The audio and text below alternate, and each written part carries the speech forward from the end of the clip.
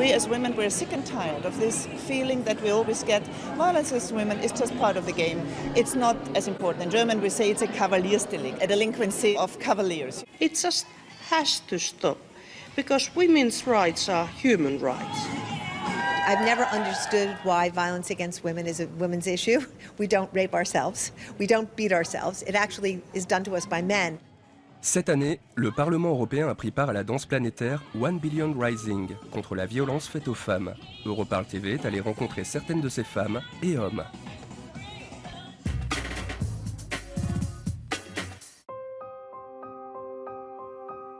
Je suis ici depuis octobre 2012.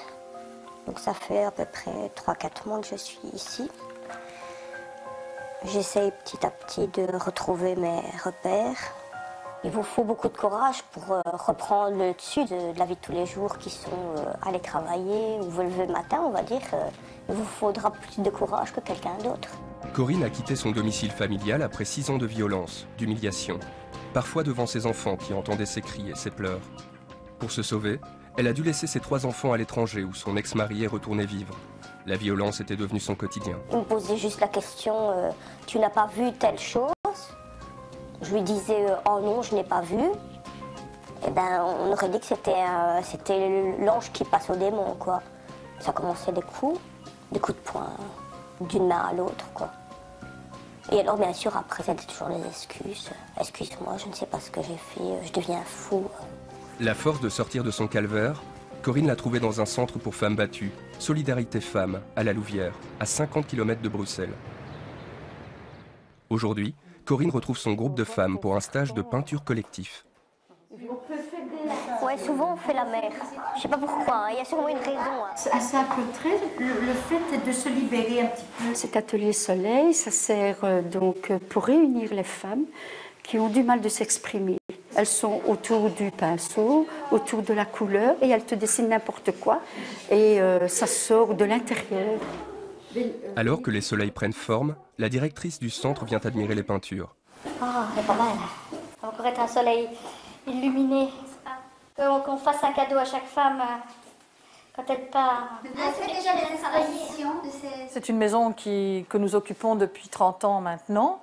Donc on a passé un peu de temps ici, quand même 30 ans c'est pas mal. Ce qui est intéressant pour les femmes quand elles arrivent, c'est qu'elles rencontrent d'autres femmes qui ont vécu la même chose, parce que une des particularités de la violence conjugale, c'est l'isolement quasiment total dans lequel vivent ces femmes. Et cela concerne tout milieu social, comme celui de Sonia. Elle vient d'arriver au centre, une carrière de cadre à Bruxelles, puis un compagnon violent et tout bascule. Son calvaire dure depuis 5 ans.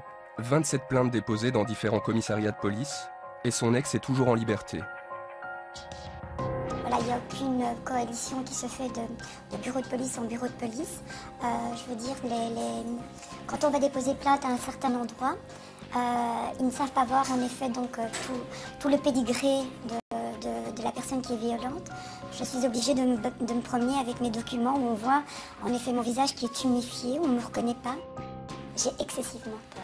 Et la peur est pour moi le sentiment le plus dominant de toute ma personne. Le problème, c'est qu'en violence conjugale, entre le moment où la plainte est déposée et le moment où la justice va se mettre à intervenir, il se passe un certain temps. Et souvent, il s'avère que ces femmes sont retournées vivre avec leur conjoint. Et donc, comme elles retournent vivre avec leur conjoint, le parquet dit, pour la paix des ménages, on ne va pas aller mettre notre nez dedans. Ce qui est une erreur totale. Sabrina, moi je joue l'agresseur, tu joues la personne qui se défend, on y va. En Belgique, une femme sur 3 a subi un acte de violence dans sa vie.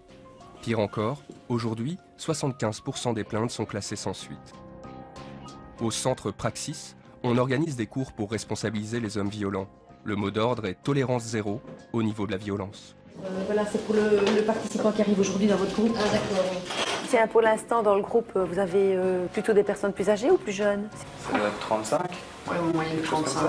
La violence, ce n'est pas une perte de contrôle, mais c'est un contrôle de l'autre, une prise de contrôle. Toujours une volonté de domination. Quand on leur demande d'identifier ça, ils peuvent dire « j'ai les poings qui se serrent, j'ai des picotements à l'intérieur du ventre, j'ai les yeux qui clignent ». Et donc, quand ils ont identifié tous ces signes-là, c'est le moment de sortir. Donc, c'est le time out. Maîtriser ses pulsions et ne pas vouloir dominer l'autre, pour cet homme, cela a fonctionné. Notre mental, il comprend les choses, mais il faut que ce soit le corps qui comprenne ça. Les tripes, comme je dirais, hein. Cette personne ne me respecte pas, d'accord, dans le mental, on le comprend. Mais maintenant, il faut avoir dit, je me lève et je m'en vais.